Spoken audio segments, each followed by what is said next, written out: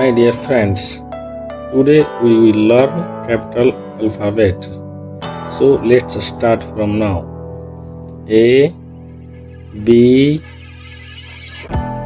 C, D, E, F, G, H, I, J, K, L, M, N,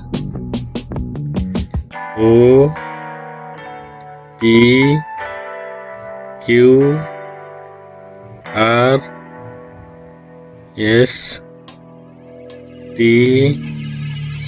U, V, W, X,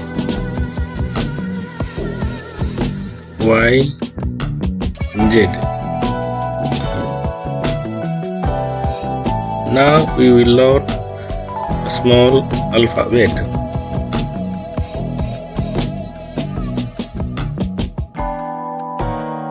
A, B, C, D, E, F, G,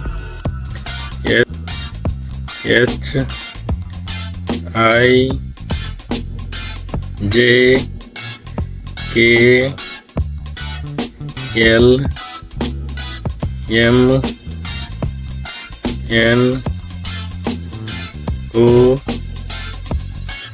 P, Q, R, S, T, U, V, W, X, Y,